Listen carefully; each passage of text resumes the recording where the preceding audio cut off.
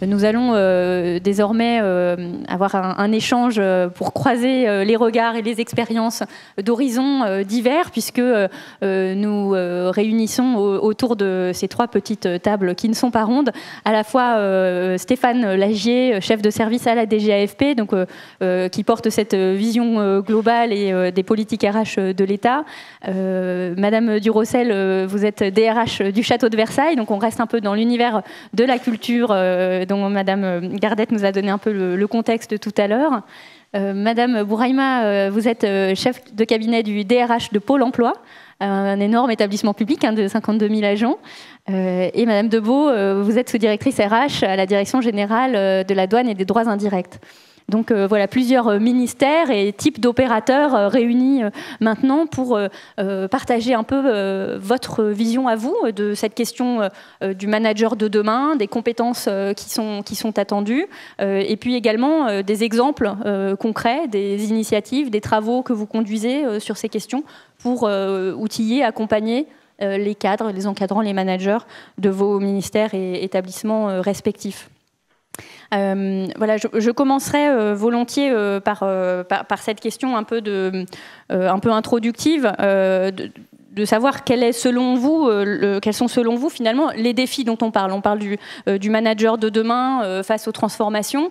Est-ce qu'on pourrait qualifier un petit peu plus les défis auxquels font face les managers aujourd'hui? Qu'est-ce qui fait que c'est pas évident d'être manager, particulièrement dans le contexte actuel?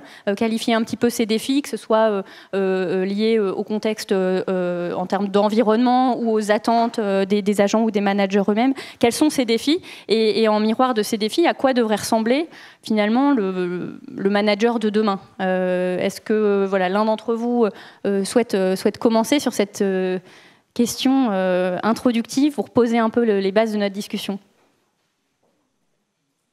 Par volontariat, je ne vais pas imposer. Madame Debeau. Bon, je vais bien commencer. Bonjour à toutes et à tous. Je pense que pour les managers de demain, ils ont besoin d'abord d'avoir de lisibilité de notre part. Je pense que c'est important, puisqu'ils vont être en première ligne pour pouvoir expliquer à leurs agents, notamment pour les managers de proximité, les changements vers lesquels on se tourne. Donc je pense que ça, c'est important. Je pense qu'il faut pouvoir les outiller pour pouvoir être au plus proche de leurs agents, avoir de la crédibilité dans leur discours et les accompagner tout en les rassurant sur les missions de demain, puisqu'on est effectivement dans un contexte très évolutif qui évolue de plus en plus rapidement. Et donc, je pense qu'il y a aussi un discours de franchise aussi à avoir vis-à-vis des agents. Manager, c'est un métier difficile. Et en douane, qui est une administration à réseau, pour les managers, c'est difficile aussi parce qu'ils sont, c'est ce qu'ils nous disent, ils sont isolés. Ils sont sur le terrain face à leurs équipes et quelquefois, ils sont seuls géographiquement et aussi un peu fonctionnellement, il faut bien le dire. Donc, ils ont besoin aussi beaucoup d'informations et on a aussi besoin de partager avec eux. Donc, je pense que voilà, il faut surtout être proche d'eux, les outiller et surtout les informer et eux-mêmes leur donner de la lisibilité pour qu'ils puissent rassurer et bien expliquer où on va et pourquoi on y va. Merci. Donc les inclure dans cette vision pour qu'ils puissent la partager et jouer leur rôle et le rôle qui est attendu de leurs équipes. Peut-être Pôle emploi, vous avez un contexte assez particulier qui pose en lui-même un défi aux managers. Est-ce que vous pouvez nous expliquer un peu dans quelle dynamique vous vous êtes engagé chez Pôle emploi? Bonjour à toutes et à tous. Alors nous, ce qui a changé, c'est la nature de la transformation, j'ai envie de dire. On a des attentes de nos publics demandeurs d'emploi et entreprises qui ont évolué. Avec un besoin encore plus grand d'accessibilité, de simplicité, de personnalisation. Et puis on a aussi des attentes des collaborateurs qui ont changé avec, alors on a la chance d'avoir le sens de notre mission de service public, mais cette quête de sens, elle est toujours plus importante. L'envie d'avoir plus de marge de manœuvre et puis aussi voilà, des attentes aussi liées aux générations qui peuvent évoluer dans le temps. Et donc, jusqu'à présent, on avait beaucoup travaillé sur une transformation de nos processus, de notre organisation, de notre offre de services. Ça a produit des résultats. notamment en termes de satisfaction de nos publics ou de retour à l'emploi, mais ce n'est pas suffisant. Et on s'est vraiment rendu compte que pour aller plus loin, en fait, maintenant, notre transformation, elle devait être davantage culturelle et finalement sur les modes de management et sur les pratiques collaboratives. Et donc, c'est cette transformation-là que l'on va accompagner. Alors, on ne part pas de zéro, puisqu'on a déjà lancé en fait, une démarche expérimentale qui nous a permis de capter tous ces attendus vis-à-vis du management. Donc, du coup, juste en quelques mots, cette démarche, alors il y en a eu d'autres, parce qu'on est dans une logique de plus grande écoute, notamment des usagers, mais aussi de nos collaborateurs internes. Donc, on a fait des grandes concertations, à la fois internes, externes, et on a lancé différentes démarches. Et là, aujourd'hui, je vais vous parler plus de celle qu'on a appelée le nouveau pari de la confiance, qui est en fait une carte blanche qu'on a laissée à une vingtaine de nos agences en leur disant « vous pouvez faire ce que vous voulez en matière d'offres de services, d'organisation, de management, de gestion, du moment que ça produit de la performance, performance opérationnelle et performance sociale ». Et du coup, on a maintenant un peu plus de 2 ans de retour sur ces pratiques-là et on voit que ça a profondément bougé le rôle du manager. Alors si on est un peu caricatural, c'est de passer du commande et contrôle à être un management plus facilitateur, sachant que pour autant il reste quand même la notion de pilotage qui est importante. Et sur cette base-là, en fait, on a observé les compétences, on a redéfini notre référentiel de compétences managériales autour de 7 compétences clés maintenant, qui sont du coup notre cible pour le management de demain. Et donc le manager de demain, chez Pôle emploi, il dispose d'une beaucoup plus grande marge de manœuvre finalement dans les décisions qu'il peut prendre à son échelle. Et il doit également en laisser beaucoup plus à ses collaborateurs. C'est en ça que c'est un double défi, à la fois peut-être plus de responsabilité à son niveau et en même temps une forme de lâcher prise, en fait, c'est ça qui est attendu. Dans les compétences clés, il y a celle de responsabiliser. Donc effectivement, il doit responsabiliser ses équipes. Et en même temps, il faut, on va dire, que l'organisation lui permette de prendre davantage de marge de manœuvre. Et là, on travaille notamment sur ce qu'on appelle le cadre de confiance, en fait, qui définit le socle minimal de ce qui doit être rendu partout, sur tout le territoire. Et au-delà de ce socle, finalement, on dit vous avez tout l'espace d'innovation et de créativité qui est libre. D'accord, donc, pardon. Donc un contexte de transformation interne et managériale qui représente un défi pour les managers et peut-être vous pourrez revenir aussi sur ces questions que ça leur a posées à eux, sur leur positionnement, leur utilité même. Merci beaucoup. Pour ce qui est du château de Versailles, si je fais du coup maintenant dans l'ordre des sièges, on fait le tour de table. Votre vision des défis auxquels sont confrontés les managers et le portrait robot du manager de demain. Oui, alors bonjour à toutes et à tous. Donc effectivement, je ne reviendrai pas sur les grands défis liés à la transformation de la fonction publique, liés à l'évolution de l'environnement de travail. Je crois qu'on a dit beaucoup de choses ce matin. Si je fais un focus, nous, sur les défis au sein du domaine national du musée et du château de Versailles, c'est déjà un défi dans la relation aux usagers qui, pour nous, est la relation aux visiteurs. C'est-à-dire qu'en 10 ans, donc ça rejoint aussi les problématiques que vous avez exposées sur Pôle emploi vis-à-vis de son public, en 10 ans, la fréquentation a été multipliée par 2 au château de Versailles. Donc aujourd'hui, on a des vraies problématiques de gestion de cette fréquentation et avec un visitorat, un public de plus en plus diversifié puisqu'on accueille le monde entier à Versailles. Donc ça touche les problématiques de l'interculturalité.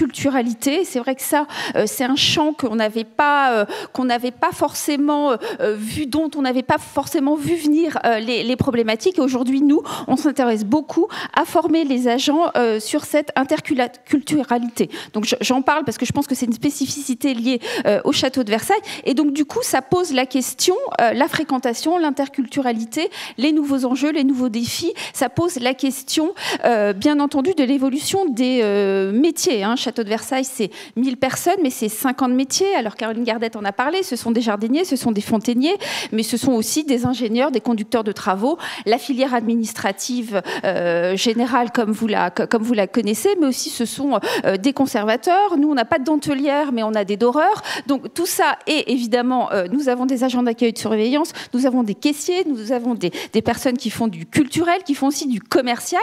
Donc ça pose la question de l'évolution l'évolution des métiers. Donc finalement, la réalité, la complexité du management aujourd'hui, c'est d'être confronté à ce quotidien et ces nouveaux enjeux qui, il faut quand même bien le dire, sont vécus comme des déséquilibres, alors même que le manager doit être le garant et le pivot de l'équilibre de l'institution. Parce que le manager, il porte des grands enjeux, les enjeux des conditions de travail, les enjeux des relations sociales, et ça c'est très prégnant dans nos établissements publics culturels, l'enjeu évidemment du résultat, de la performance, l'enjeu de l'attractivité, du développement des compétences et évidemment l'enjeu de la conduite du changement. Donc nous on s'interroge vraiment sur comment on assure aujourd'hui aux managers d'être le pivot de l'institution. Et donc je rejoins ce qu'ont dit nos collègues, à savoir que la question du manager de demain, elle passe évidemment par le renouveau de la fonction managériale. La question du chef a été précédemment posée, mais c'est sûr qu'on évolue aujourd'hui d'un modèle vertical du dirigeant qui va avoir un pouvoir d'autorité, qui va donner ses instructions aux agents pour qu'ils arrivent à un résultat, à finalement la position de leader. Donc nous, on travaille beaucoup sur la question du leader qui va finalement accompagner les agents pour que les agents atteignent leurs objectifs. Et qu'est-ce que le leader a de plus que le dirigeant? C'est le pouvoir de conviction. Donc on travaille beaucoup sur ça, sur les valeurs de l'entreprise, sur l'engagement, pour pouvoir les aider à avoir ce pouvoir de conviction pour accompagner le changement. Et est-ce que dans les faits générateurs de ces évolutions du côté des managers, vous avez aussi, dans les attentes des collaborateurs, perçu des évolutions, dans les aspirations des collaborateurs, ou c'est plus une volonté d'impulser de nouvelles pratiques managériales Alors, aujourd'hui, c'est quand même plus une volonté d'impulser les pratiques managériales, et je dirais que les mentalités, les attentes des collaborateurs évoluent en fonction des premiers résultats que l'on a. Mais je dirais que c'est plus un mouvement qui est venu du haut, de l'équipe dirigeante, plutôt que des collaborateurs de terrain. Par ces constats liés à l'évolution de vos publics et aux défis que ça vous pose. Bien sûr. Merci beaucoup. Stéphane Lagier, à la DGAFP, vous êtes aussi à un bon poste d'observation de ces défis posés aux échelons d'encadrement, aux managers. Comment est-ce que vous les formuleriez et comment vous voyez l'évolution vers le manager de demain ? Oui, alors je suis sur un poste d'observation très macro et donc de ce point de vue-là, je reste très modeste par rapport à des fonctions qui restent avant tout terrain. Je partage tout ce qui est dit. C'est vrai qu'on est dans un contexte de transformation, mais pas juste transformation de l'action publique. Je pense qu'on est à un moment de rupture sociale, sociétale, de manière plus large. Il y a des changements qui sont en train d'arriver, qu'il faut rester très conscient et très modeste parce qu'on n'en mesure pas la portée et que certaines choses peuvent aller très vite. Et que, je ne sais pas ce qu'est le manager de demain, mais je sais ce qu'il n'est plus, certainement. Et je pense qu'il y a certains oripeaux de la fonction RH, que je respecte énormément par ailleurs, qu'il est nécessaire de transformer. Et ce disant, encore une fois, j'ai conscience des valeurs qu'incarne la fonction publique. Et ça, je pense que quand on dit, quand je me regarde, je me désole, c'est vrai, c'est notre quotidien à tous dans ces métiers très difficiles de la fonction RH, mais je pense qu'il faut avoir aussi conscience de nos actifs, du sens de l'intérêt général et de l'engagement incroyable qu'ont l'ensemble des collaborateurs du service public. Et ça, on ne peut pas parler de management sans avoir ça en arrière-plan. Une fois qu'on a dit ça, oui, moi je pense qu'il y a un enjeu assez essentiel qui est que le manager va passer, et c'est déjà le cas en fait, une survalorisation de sa compétence technique à effectivement sa compétence d'adaptation, sa compétence d'empathie, sa compétence d'organisation du travail dans toutes ces dimensions que vous avez décrites. Et c'est ce que disait Caroline Gardette, dont j'ai beaucoup apprécié l'intervention. Après, les attentes, elles sont paradoxales. Il y a ce qu'attend le manager, et donc le manager aujourd'hui, il attend des choses qu'on va lui donner, il attend des outils, il attend d'avoir beaucoup plus de levier dans son organisation. Mais en même temps, il attend aussi des fois un peu de sécurité. Et puis en contrepartie de cette liberté nouvelle qu'on va lui donner, on va lui dire voilà, tu voulais recruter des contractuels, tu vas pouvoir le faire. Tu voulais t'affranchir d'un certain nombre de règles de nomination, tu vas pouvoir le faire. Tu voulais davantage d'outils de formation, tu vas les avoir. En même temps, il va falloir offrir aussi des contreparties, quelques règles d'encadrement aussi à ça, pas forcément des règles juridiques, mais des règles bonnes pratiques RH, parce que dans le monde actuel et passé, je pense qu'on a fait une confiance excessive dans la régulation par la norme et par le statut. Donc là, dans les mois qui viennent, c'est en train d'arriver avec le projet de loi et ça va arriver après par voie réglementaire, on va déverrouiller un certain nombre de choses. Et donc ça ne veut pas dire qu'on fait n'importe quoi, qu'on ouvre toutes les portes, ça veut dire qu'on allège la contrainte. Et de ce point de vue-là, quand Caroline Gardet disait « je suis convaincu que tout le monde a compris », que la fonction RH, c'est plus des contrôles. Moi, je ne suis pas complètement convaincu parce que je ne le ressens pas dans mon quotidien en permanence. Donc, il y a encore pas mal de boulot, je pense, à faire pour faire évoluer cette fonction RH. Et tout ce temps de contrôle qui va être libéré, il faut l'investir dans des politiques RH de soutien à la formation et à l'accompagnement des managers, mais aussi en contrepartie d'un certain nombre de règles qui pouvaient être rassurantes, un certain nombre beaucoup de choses en termes d'accompagnement individuel du manager sur lesquels aujourd'hui on sait qu'on est insuffisant. Et puis par ailleurs, il faut être aussi lucide sur les attentes au regard de ce que je disais, du sens de l'intérêt général, de la noblesse de la mission, elles sont démesurées. Donc on ne sera jamais au niveau des attentes. Et c'est ça qui est extrêmement difficile dans la fonction RH. Donc là, vous nous amenez à potentiellement un deuxième axe sur lequel échanger, qui est ce rôle de la fonction RH. Donc vous commencez à le dessiner, des bonnes pratiques en contrepartie de la responsabilisation et des marges de manœuvre qui sont données, des guides pour la pratique, des mesures d'accompagnement, des outils, etc. Est-ce que vous pouvez nous parler un peu au niveau de la DGAFP de ce que contiennent finalement ces politiques d'encadrement? Qu'est-ce que vous impulsez pour faire de la fonction RH finalement un partenaire de ces managers dans les défis qu'ils ont à relever? Alors, nous, notre rôle, c'est effectivement un rôle de coordination, d'impulsion. Sur ce, au titre de cette appellation DRH de l'État, sur différents segments, on développe des politiques RH sur lesquelles on travaille en lien avec les ministères et des fois même avec d'autres employeurs, collectivités territoriales ou établissements hospitaliers plus rarement.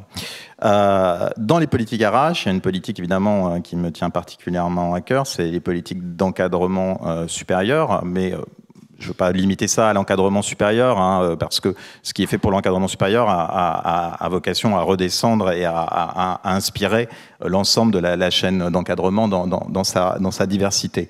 Et donc, on anime ce qu'on appelle les plans managériaux.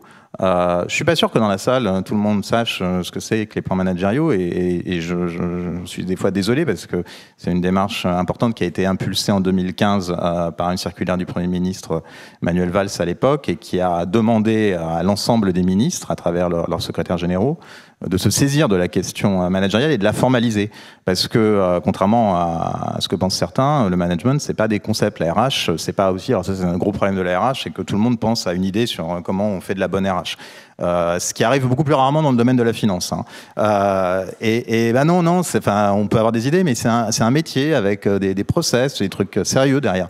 Et donc, on a demandé à l'ensemble des ministères de conduire en les inspirant, en les guidant un certain nombre d'actions managériales. Alors après, il y a une boîte à outils qui aujourd'hui est diversement déployée.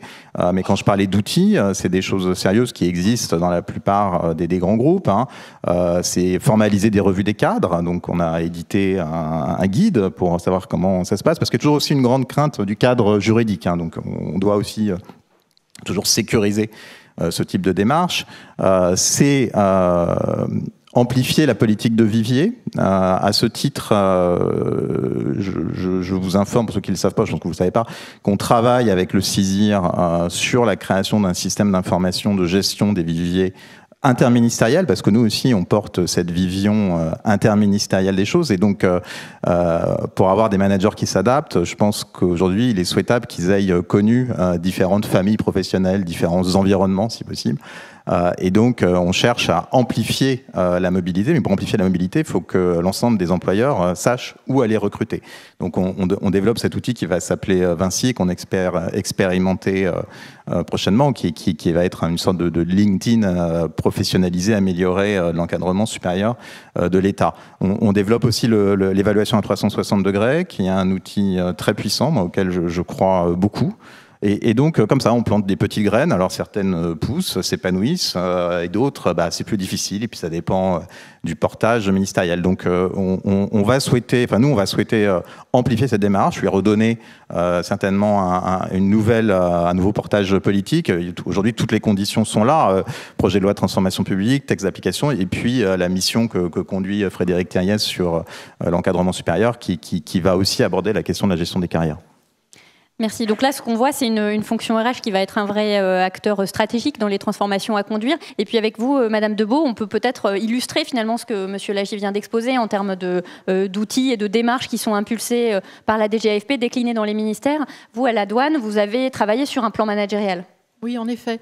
Alors, pour reprendre du début, on a commencé d'abord par se réorganiser au sein de la sous-direction, et en créant une section totalement dédiée à la GPEC et à l'accompagnement managérial.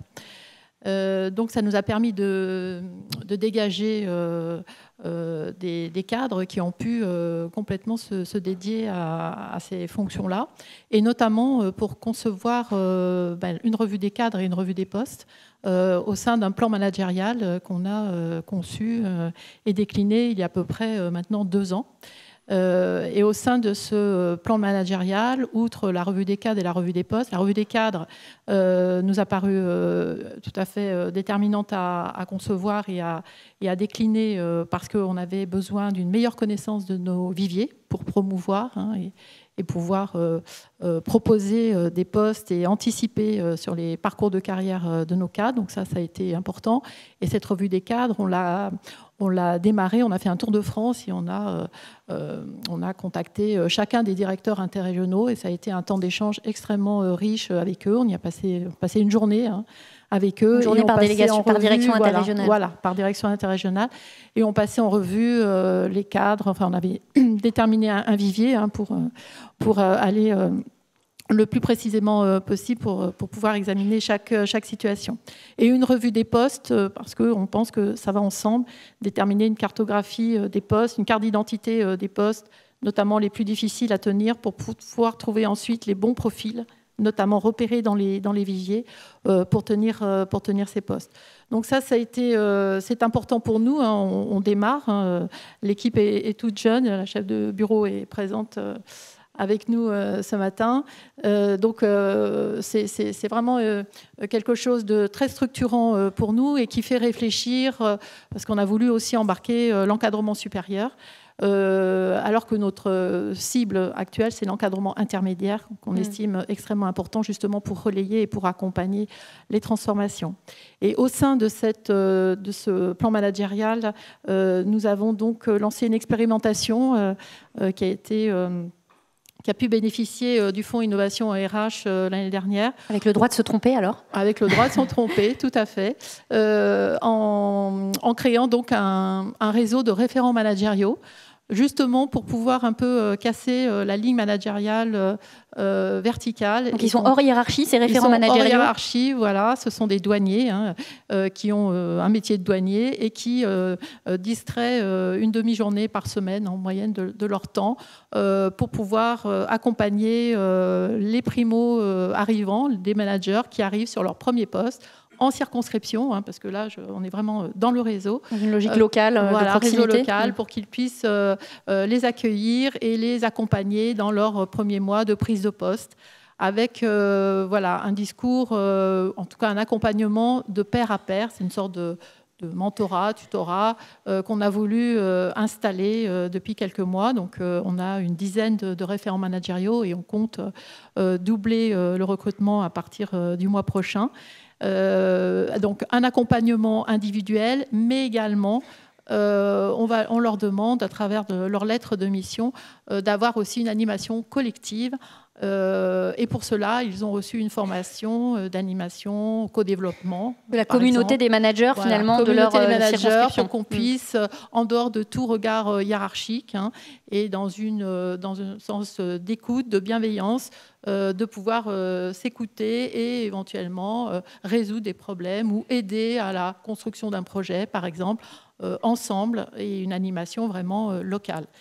Les premiers résultats sont assez encourageants et on a affaire à une équipe qui est très enthousiaste, hein, alors qu'au départ, la RH n'était pas leur... oui, c'est pas des gens dont le métier est la RH. Pas du tout, ce sont vraiment des gens qui font un métier de douanier et donc ils parlent métier, mais à travers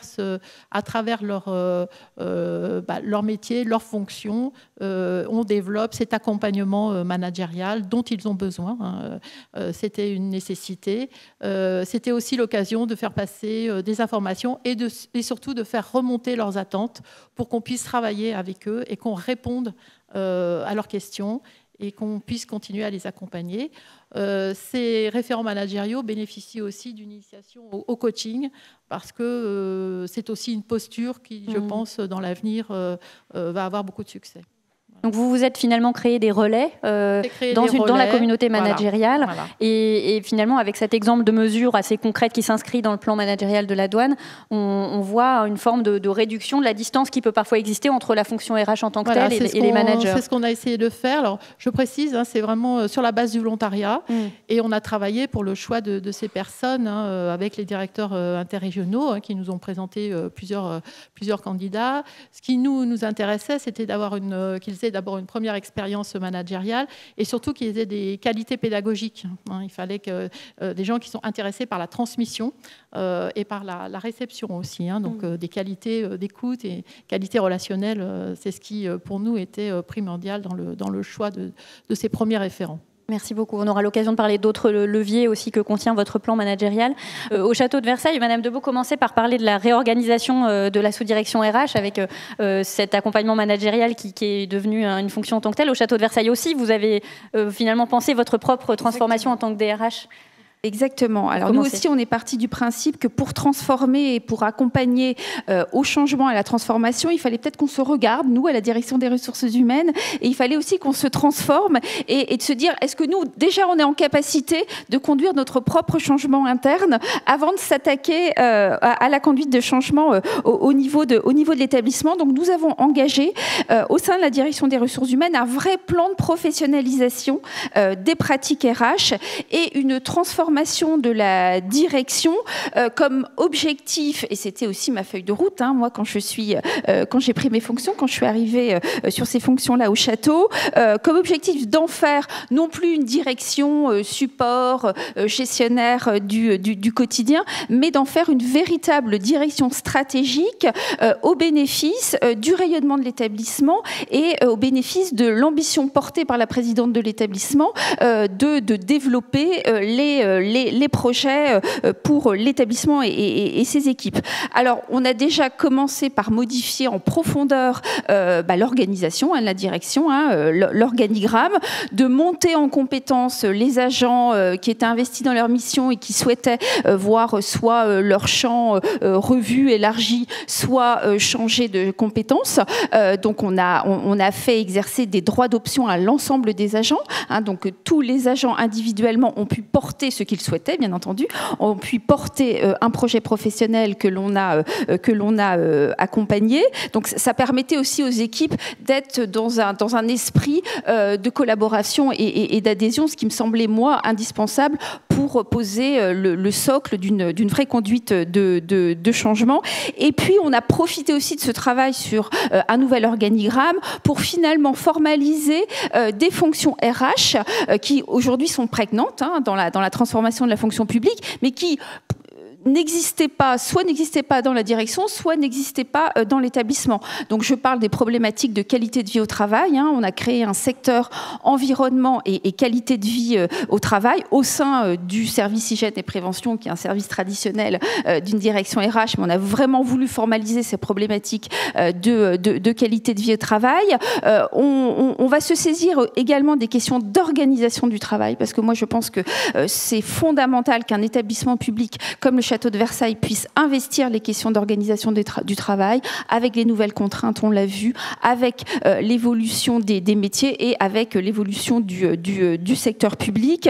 Et puis, on a créé un service de modernisation RH pour pouvoir porter toutes les nouvelles politiques RH que nous allons devoir conduire en lien avec le ministère, mais aussi en lien avec les politiques interministérielles.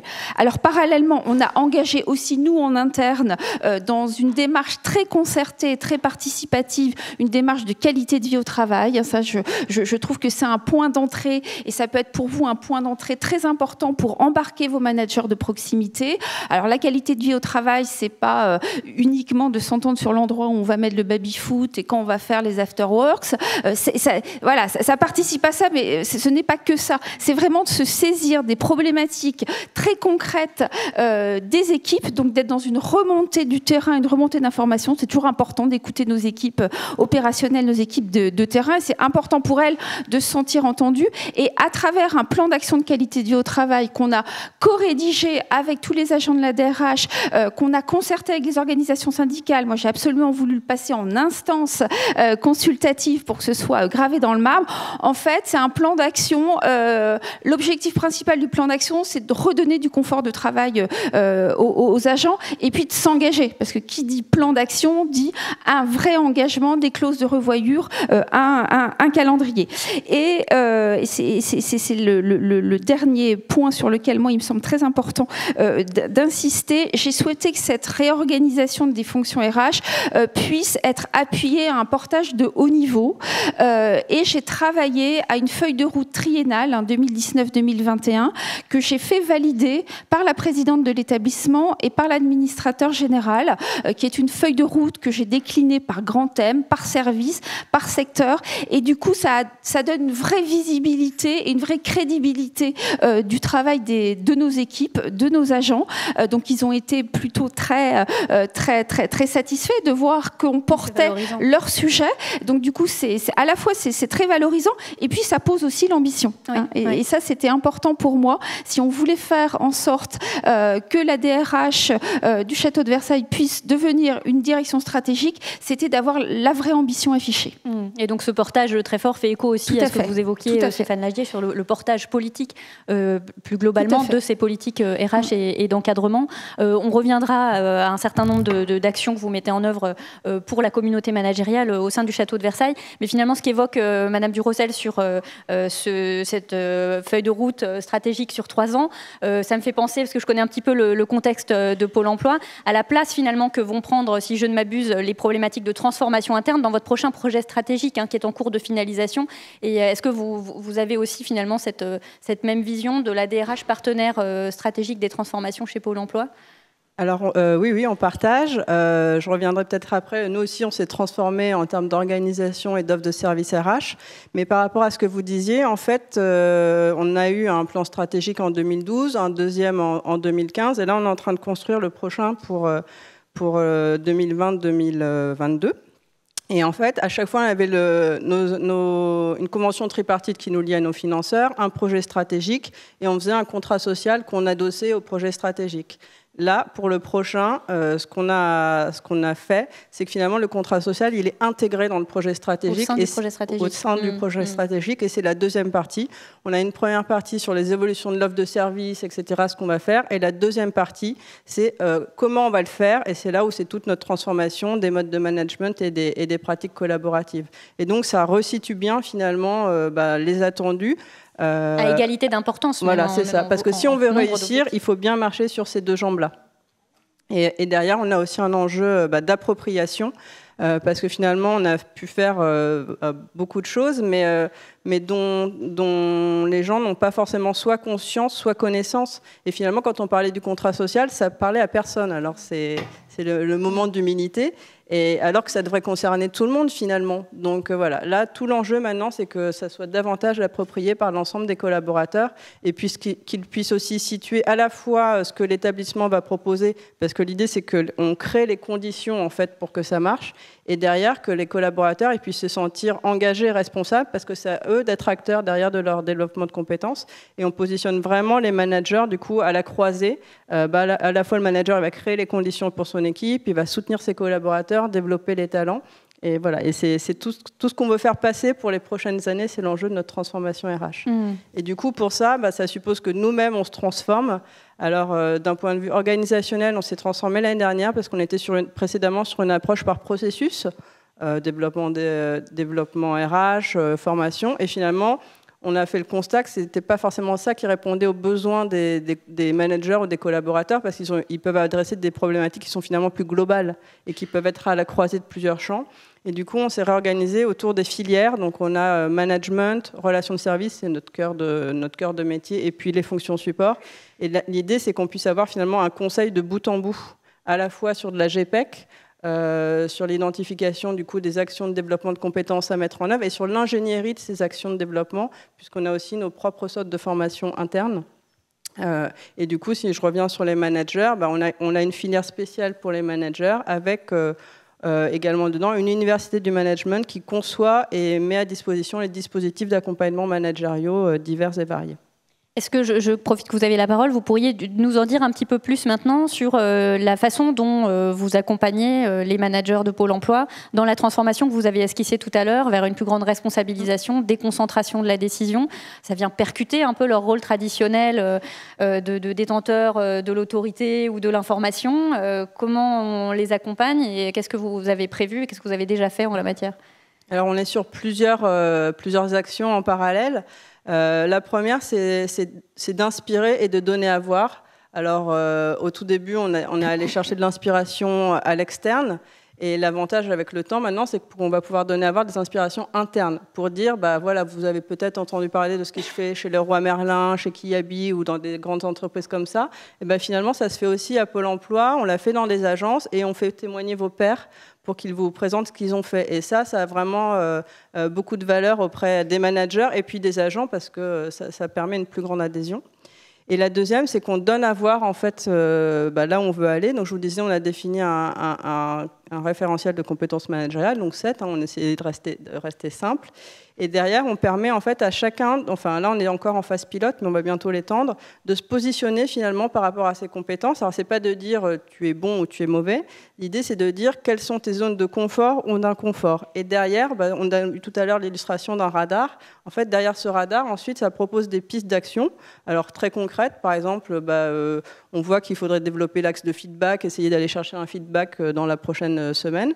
Et ça nous propose aussi l'offre de service de l'Université du Management en réponse aux besoins. Alors ça peut être des modules de formation, ça peut être des actions de coaching. On a un réseau notamment de 80 coachs internes. Ça peut être des co-développements. Voilà. Et en fait, derrière, on peut tirer toute l'offre de services. Je réponds à un certain nombre de questions sur l'outil et je me rends compte que j'ai une zone d'inconfort sur le fait de donner du feedback à mes agents.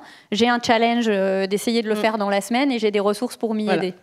Et l'autre chose qu'on fait, c'est, puisque là, on est sur la dimension individuelle du manager, on travaille aussi sur la dimension collective. Et là aussi, on va donner aux équipes ce qu'on appelle le GPS de la confiance. Et derrière, le GPS comme dans les voitures. Voilà. Pour pouvoir se situer en fait là où on en est, l'équipe sur ses pratiques, sur ses modes de fonctionnement, et qu'ils puissent décider ensemble. Alors aussi avec le manager, là je l'inclus dans l'équipe, sur finalement les axes de travail qu'ils souhaitent adresser. Est-ce qu'on va aller plus sur l'orientation utilisateur, développer des choses là-dessus? Est-ce qu'on veut travailler plus sur la performance et comment on se saisit collectivement notamment de nos indicateurs pour les améliorer? Ou est-ce qu'on veut travailler sur les modes de fonctionnement? Et à chaque fois, en fait, derrière, on va pouvoir proposer des boîtes à outils pour pouvoir s'en saisir. Un peu dans la logique des guides que produit la DGAFP. Voilà, on ne régit pas tout par des normes, mais aussi par des outils et des guides et des bonnes pratiques. Madame Debeau, vous vouliez rebondir? Ou peut-être Isabelle, vous aviez encore un point à ajouter? Et on essaye de simplifier nos normes RH aussi. Oui, d'accord, une logique de simplification. Parce qu'on était assez cadrant et on s'est rendu compte dans nos instructions Précédemment, elles étaient très très détaillées et c'était voilà, comment vous devez faire. Et là, on est en train de s'appliquer l'exercice. Alors c'est un peu difficile parfois, mais par exemple pour la prochaine campagne promotion, finalement on rappelle les incontournables. Alors le respect de la loi, de la convention, du budget, d'une période, l'utilisation d'outils, mais on ne norme plus un certain nombre de choses. À titre d'exemple, avant on disait bah voilà. Les mesures, les changements de coefficients, c'est à telle date. Et si vous voulez dégager un budget pour les primes, vous pouvez le faire jusqu'au 1er juillet. Les primes, elles doivent être de temps pour telle catégorie, temps. Là, maintenant, on dit, bah, c'est vous qui choisissez. Finalement, c'est à vous de prendre la décision, d'identifier le bon montant des primes. Et on dit, c'est à vous aussi de définir les critères d'attribution. Alors, certaines agences sont expérimentées et sont allées jusqu'à une définition collective, pas que la ligne managériale, mais par les équipes elles-mêmes, des critères de promotion. Il y a même une agence qui allait jusqu'à la décision collective des critères. Voilà. Mais l'idée, c'est de dire, voilà, vous avez des incontournables et au-delà, à vous de vous mettre d'accord. Et si jamais un autre niveau que le niveau national veut rajouter une norme, il faut justifier de ce rajout. Parce qu'on avait aussi la difficulté d'avoir de plus en plus de normes en fonction des niveaux. Effectivement, ça se sédimentait. D'accord. Fabienne Debeau, vous souhaitiez rebondir? Oui, non, c'est très intéressant ce qu'on entend là. Ça donne des idées, effectivement. Non, moi, je voulais revenir sur les outils que l'on souhaite donner aux managers, notamment aux managers de proximité, notamment tous les outils d'auto-évaluation. Notamment, là, on expérimente des outils sur les pratiques, les préférences managériales, qui permet d'abord aux managers eux-mêmes de se situer et des marges de progression qu'il y a éventuellement à franchir. Et puis également, pour nos référents managériaux, faire passer, si les managers le souhaitent, ce propre outil et pouvoir débriefer avec eux, toujours dans une relation bienveillante et sans regard hiérarchique. Donc ça, je trouve important. On travaille aussi sur les radars de compétences. Pourquoi ? Parce qu'on se dit qu'il va falloir aussi faire évoluer les managers et donc revoir nos programmes de formation. Formation initiale et formation continue. Et donc, on travaille à la production d'un plan national de formation pour les cadres. Parce qu'il faut savoir qu'en douane, il y a 2 écoles. Il y a une école à La Rochelle pour les catégories B et C, une école à Tourcoing pour les catégories les écoles de douaniers. A, voilà, douaniers. Et à Tourcoing, il y a également un institut du management pour la douane, qui est une toute petite entité et avec laquelle on essaie de travailler et d'approfondir justement tous les apprentissages. On parlait tout à l'heure d'insérer les formations management dès les formations initiales. Je trouve que c'est extrêmement important. Et donc, c'est un des axes de notre plan managérial, c'est de refondre ce plan de formation, le destiner aux cadres. On ne part pas de rien, bien sûr, mais c'est aussi, il n'y a pas que l'Institut du management, il faut aussi s'ouvrir à d'autres formations à l'extérieur. Diversifier l'offre. Aller voir ce qui se passe à l'extérieur. Moi, j'insiste beaucoup sur le benchmark et puis aller voir ailleurs parce qu'il y a aussi de très bonnes pratiques et il faut qu'on s'en inspire. Et je trouve que ça participe aussi. C'est aussi un message que l'on fait passer sur les mobilités interdirectionnelles, interministérielles. C'est extrêmement important parce qu'on apprend beaucoup des autres. Et je pense que c'est une expérience très enrichissante, à la fois pour l'institution, mais aussi pour le manager qui pourra l'inscrire dans son parcours professionnel. Merci. Je voudrais rebondir sur ce sujet de la formation que vous introduisez. Stéphane Lagier, vous, à la DGAFP, vous avez la tutelle de l'ENA et puis en tout cas, vous vous intéressez aussi à ce levier de la formation, mais pas uniquement sur l'ENA, mais il y a aussi les IRA. Enfin, quel est pour vous, est-ce qu'aujourd'hui, le levier de la formation est utilisé au service de cette transformation du rôle de manager suffisamment? Est-ce qu'on peut aller plus loin? Quelle perspective est-ce que vous pouvez donner sur cette question-là? Oui, je vais vous répondre. Déjà, moi, je ne connaissais pas les participants, donc ce que j'entends me fait très plaisir, parce que par rapport à la métaphore végétale des graines, ça montre quand même qu'il y a quand même pas mal de choses qui se font dans des quotidiens où parfois on a tendance à se désoler. Sur la formation, alors après, je ne sais pas qui fait réellement la tutelle de l'ENA, c'est un vaste sujet, mais sur la formation en général, oui, bien sûr, on n'en fait jamais assez. Néanmoins, je pense qu'il y a une prise de conscience. Je vois quand même apparaître un certain nombre de sujets de formation embarquant les populations de l'encadrement supérieur qui auparavant étaient tellement intelligentes, omniscientes, qu'elles en étaient à peu près écartées. Et je crois qu'aujourd'hui, il y a un effort d'investissement qui est très récent et qui fait très plaisir à voir. Ça commence par le plus haut, avec la formation des directeurs d'administration centrale et le cycle interministériel de management de l'État, où quand même sur plusieurs journées, un certain nombre de top managers sont embarqués dans des logiques de formation, ce qui n'existait pas actuellement. Et ce n'est pas des formations techniques. Et en interministériel. Et en interministériel. Alors ça va créer beaucoup de valeur. Et alors nous, on le fait sur la strate en dessous, des emplois de direction, chef de service et sous-directeur. Ça fait quelques années qu'on a créé un module de formation interministérielle, sous-directeur, chef de service. Alors, on n'est pas à la maille encore de ce qu'il faudrait faire. C'est 2 jours et demi au moment de la prise de fonction. C'est pas assez. Donc, mais il y a encore pas si longtemps que ça, c'était rien du tout. Et c'est interministériel. Et ça crée énormément de valeur et on y est très attaché. Donc, on va essayer de l'amplifier, ce séminaire. Mais ça, c'est des objets un peu interministériels portés par le SGG et la DGAFP, mais certains ministères investissent. Je pense à Bercy, à travers l'IGPDE, qui a construit un parcours de formation des cadres quand même très ambitieux, où on associe les cadres de la centrale et des services déconcentrés. Ça aussi, c'est assez récent, ça marche, et c'est plusieurs jours par an. Avant, on disait, voilà, on n'a pas le temps, on fait des jobs tellement importants qu'on ne peut pas quand même aller en formation. Là, les gens y vont et ils sont assez volontaires pour y aller. Et ça, c'est un changement culturel qui fait très plaisir à voir. Le ministère de l'Intérieur, le ministère des Armées font des choses aussi assez ambitieuses et ont pris conscience de ça. Après, la difficulté qu'on a, il ne faut pas se le cacher, il y a une question de ressources. Là, je vous ai parlé de gros ministères qui ont développé des moyens internes de formation et qui investissent ces sujets-là parce que, quelque part, il y avait de la ressource.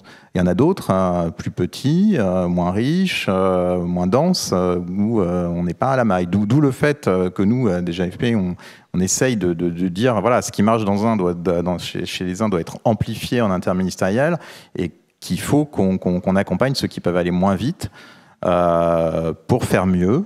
Je pense à ce titre que le projet de loi de transformation de la fonction publique qui va quand même obliger l'ensemble des DRH à se restructurer, à déplacer certains centres de ressources, doit permettre de réinvestir ces fonctions qui sont absolument stratégiques et sur lesquelles il y a beaucoup d'attentes. Donc oui, on est parfaitement conscient de ça et je sens que le sujet émerge, mais effectivement, par rapport à ce que font certains groupes privés, on n'est pas là où on devrait être complètement. Donc il y a du progrès encore.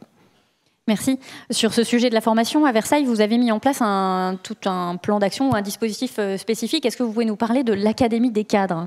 Oui, donc effectivement, donc cette année, donc c'est tout nouveau, on a mis en place au sein du château de Versailles donc une Académie des cadres, donc c'est la première session. Donc on s'est engagé sur un plan là encore de 3 ans et cette Académie des cadres, elle est destinée pour le moment aux cadres qui ont des responsabilités d'encadrement. Donc c'est environ 150 personnes, c'est 15% de nos effectifs et c'est vrai qu'à terme on réfléchit à l'élargir à l'ensemble des cadres, qu'ils soient encadrants ou non. Alors pourquoi on a décidé de créer cette Académie des cadres ? On est parti d'un constat qui nous a quand même un petit peu alarmé, qui était celui de la désaffection des cadres encadrants pour les formations au management classique. C'est-à-dire qu'on avait un programme de formation à la fois interne au château et puis aussi on a la possibilité de former nos cadres dans le cadre des programmes ministériels de formation au management et que finalement on avait au fur et à mesure des années très peu d'inscrits. Deuxième constat, c'est un manque avéré de culture managériale au sein de l'institution. Alors je ne vais pas dire que ça ne fonctionne pas, ça fonctionne très bien, mais on sent que ce manque de culture managériale commune était de nature à handicaper les développements futurs et les nécessaires projets de modernisation RH. Donc on a décidé de créer cette Académie des cadres qui a aujourd'hui 2 volets, donc c'est un lieu de formation classique, mais qu'on a souhaité totalement renouveler, totalement diversifier. On a complètement repensé l'offre de formation. Déjà, par rapport à la typologie des encadrants, on a une offre de formation spécifique pour les cadres dirigeants, une offre de formation pour les cadres intermédiaires, et puis pour les cadres plus opérationnels, puisqu'au château de Versailles, nous avons beaucoup de chefs d'équipe, et un chef d'équipe au château de Versailles, c'est en fait un technicien qui est devenu un super technicien, qui a évolué dans ses fonctions et qui aujourd'hui a des responsabilités d'encadrement, parfois de grandes équipes très opérationnelles, mais qui finalement n'a jamais eu de formation managériale et qui se retrouve bien souvent très démuni dans son management au quotidien. Il y avait des besoins spécifiques finalement à ces différentes très spécifiques. De managers. Donc on s'est dit que pour être efficace, il fallait quand même qu'on catégorise. Et donc on a monté un programme de formation avec un socle commun, avec donc des formations, je dirais, assez classiques au management, et puis surtout ce que j'appelle un kit de survie RH quand vous prenez vos fonctions. Donc ça c'est le socle commun. Et puis on est allé un peu plus fin dans la maille et on a développé un programme d'action spécifique. Donc en fonction de ces 3 catégories, qui sont soit des actions de maintien de compétences, soit des actions de développement de compétences. Et j'ai demandé à mes équipes qu'on soit très innovants. Donc l'idée, c'est vraiment, comme vous, de se créer une boîte à outils pour tel problème, soit individuel, soit collectif, quelle est la bonne réponse en termes de formation et en termes de sensibilisation. Donc on est vraiment en train de travailler sur divers formats de formation. Donc nous aussi on expérimente beaucoup. Donc j'en vois beaucoup les agents de la DRH expérimenter des nouveaux types de formation pour proposer un calendrier très renouvelé et très enrichi. Donc ça c'est sur l'aspect formation. Et le deuxième aspect qui pour moi est essentiel, c'est je souhaite faire de cette Académie des cadres un lieu d'échange entre pairs. Voilà, sur le modèle un peu de ce qu'on fait aujourd'hui. Je pense que c'est important, à un moment, qu'on puisse, dans notre charge de travail, se dire que notre boulot, c'est aussi d'aller échanger avec nos collègues sur des problématiques communes et d'être dans l'échange, le partage et la résolution collective. Donc, on a créé des espaces de discussion. Donc, on a ce qu'on appelle des causeries, donc on essaie de les faire une fois par mois. Alors l'espace de discussion, ça reste quand même assez cadré. C'est pas, on souhaite pas en faire un café du commerce, un lieu de revendication, il y a des thématiques qui sont données pour ces échanges. Voilà, il y a des thématiques qui sont données pour ces échanges et des règles du jeu. Tout ça est très cadré et l'idée c'est vraiment de partir du vécu au travail, parce que je pense que c'est important que les managers puissent parler de leur vécu au travail. Donc on se fait accompagner, on a toujours en fonction du thème un prestataire externe et nous à la DRH on pilote cela. Donc on a travaillé sur les incivilités au travail. D'ailleurs on a commencé par ça. Moi j'avais envie d'envoyer un message très fort aux équipes de l'établissement, travailler sur les incivilités au quotidien au travail. Et puis on a travaillé aussi sur la surinformation. Là on va travailler sur la détox digitale. Enfin voilà. Donc on essaie de faire émerger des thèmes très concrets et on a effectivement des règles dans nos échanges, mais c'est vraiment de se donner un temps où on a le droit de s'exprimer sur notre vécu au travail et on trouve en collectif des solutions. Finalement, ça fait penser aussi un peu à ce que vous développez à la douane, cette notion d'échange entre pairs. C'était aussi pratiqué chez vous, je crois, chez Pôle emploi. Oui, alors nous, dans l'offre de service, on a des formations avec ce qu'on appelle des essentiels. C'est à la prise de fonction par niveau de management, donc proximité, intermédiaire, supérieur et cadre dirigeant. Ensuite, on a ce qu'on appelle les sur-mesures, donc c'est en complément, en fonction des besoins de chacun, on va les piocher dans l'offre de formation. On a de l'accompagnement à travers du coaching individuel ou collectif et puis aussi des actions de co-développement. On a des gestionnaires de carrière, alors plutôt pour les encadrants supérieurs et dirigeants, sinon c'est en région pour les autres niveaux de management. On fait aussi des dispositifs, ce qu'on appelle les anim managers, justement, en essayant d'aller sur des thématiques un peu plus éloignées, mais qui peuvent aspirer, ou des fois on utilisait des choses avec des détours pédagogiques, par exemple, ou rendre par l'art pour aller chercher des réflexions sur le management. Et puis on essaye aussi on a mis en place un système de parrainage, marrainage pour que, par exemple, quand on a des promotions de cadres supérieurs, ils aient un parrain, marraine qui soit cadre dirigeant. Et l'idée, c'est derrière de pouvoir aussi jouer sur la connaissance réciproque, finalement, et puis casser certaines représentations. Voilà ce qu'on peut faire. Merci beaucoup d'initiatives finalement qui se décalent des formats classiques de la formation pour accompagner les managers face à leurs nouveaux défis. Et avec tout ce que vous avez exposé, je pense qu'on a une matière à penser et à s'inspirer assez importante. Merci beaucoup.